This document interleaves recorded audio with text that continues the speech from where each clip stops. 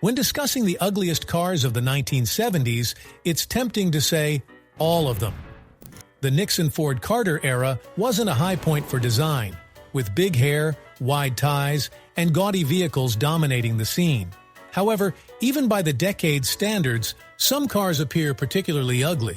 Here are 12 of the worst.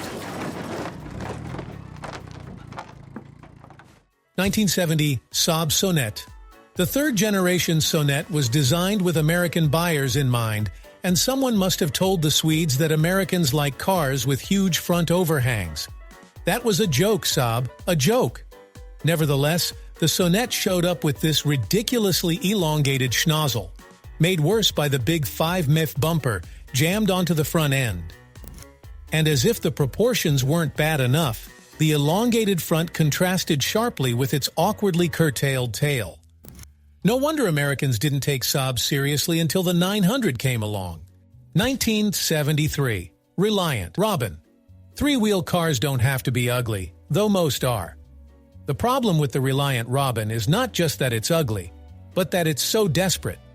Even its predecessor, the ironically named Reliant Regal, managed some barely detectable smidgen of visual dignity.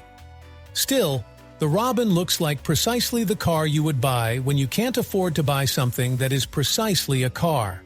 It's austere, goggle-eyed, and seemingly satisfied to wallow shamelessly in its subcar status. The Robin seems to be begging for the tiniest scrap of our affection, which we feel entirely justified in withholding. 1975 AMC Pacer. The first comprehensive small car. AMC's concept did make for some cute commercials, but it also made for a seriously unattractive vehicle. The Pacer's huge glass area was designed to give drivers better visibility, but instead, it made them feel like a goldfish being boiled in its bowl. Out back, the taillights looked like they were designed with a cake frosting spatula. The Pacer got even uglier in 1978, as shown in the photo. AMC fitted a bulging hood and stand-up grille that provided clearance for the new optional V8, an attempt to give the Pacer the power it needed to move all that heavy glass, with no worries about economy since the cast-iron 6-cylinder engines were already gluttons. Poorly conceived and poorly executed, the Pacer was a car for dorks before dorks were cool. 1977 Ford Pinto. It is hard to believe that Ford conceived and produced this car. The aggressive jut of the front bumper only added to the comical appearance of the vehicle. There was nothing to love about this car. As if the appearance was not bad enough, they also had a problematic tendency to explode with a rear collision impact. 1974 Sebring Vanguard City Car. If you've ever wondered how electric cars got a reputation as glorified golf carts, here you go. The city car brainchild, or perhaps brain fart, of a company called Sebring Vanguard, literally was a glorified golf cart, with a 2.5 horsepower and a wheel chock-shaped body that must have cost tens of dollars to design. Commuter vehicles bought the design in the late 70s, renamed it the Commuta car, and added the ridiculous bumper extensions you see here.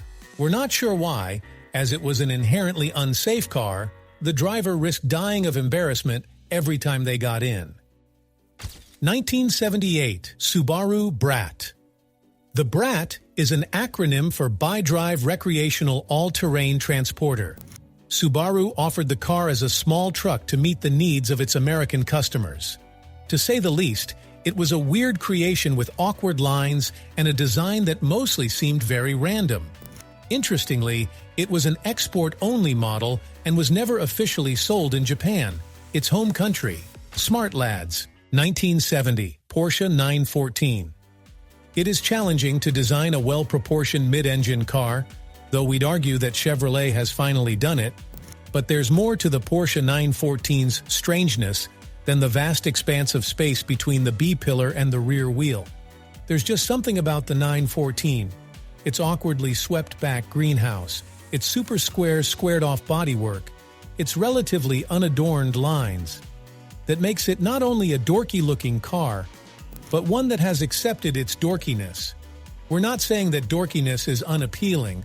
We love the 914, but we think a Porsche should be styled like a car you dream about, not the reality you wake up to. 1970 AMC Gremlin.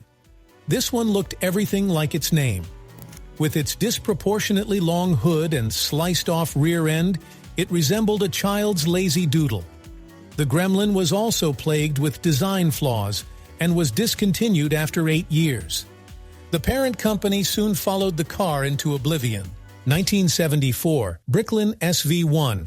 Malcolm Bricklin, who brought the Subaru 360 and Yugo to the U.S., also attempted to make his own car, the disastrous safety vehicle 1, SV1. The SV1 was visually unappealing with massive bumpers, narrow windows, and outdated turbine vane wheels. Its assembly quality was atrocious, featuring warped body panels, malfunctioning hidden headlights, and severe leaks.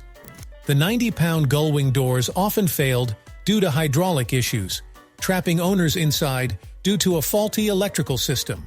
The SV1 was both ugly and unreliable, making it a dreadful car to own. 1970 Bond Bug. This English car shares none of the class and style of the famous British secret agent 007. In fact, the three-wheeler was once described as a cheap hot tub fitted with a windshield and headlights. Despite its upbeat launch, where it was marketed as a new form of transport, the car had a short production run of 4 years before it slipped away into the sunset. Subaru 360. Old, slow, and ugly. City cars are not a new idea. Subaru produced their 360K car as far back as 1958, and it remained in production until 1971. Dubbed Ladybug in Japan, the 360 is everything you would expect from a 1950s microcar. Small, underpowered, and extremely ugly. Designers not content with the tiny two-seater also produced convertible and van variations, though the same tired front end remained. Gearheads could easily be mistaken, thinking K-cars only exist in Japan, and yet Subaru managed to find 10,000 American homes for their 360 microcars. 1978 Mercury Zephyr. The word Zephyr derives from Zephyrus, a character in Greek mythology who brought the soft summer breeze. In the real world, it was an ugly car that blighted U.S. freeways 4 decades ago. The 1970s were a disappointing decade for U.S. cars in general, and the Mercury Zephyr is a perfect example of why, Brower said. The bizarre roofline, upright grille, and slanted taillights comprised a mishmash of bad styling cues. That's it for our countdown of the ugliest cars of the 1970s. Did we hit the mark or miss? Let us know in the comments section if you agree with our list or if there are other cars you think should have been cut. As always, thanks for watching. Remember to like, subscribe, and share to support our channel and keep the discussions rolling. See you next time.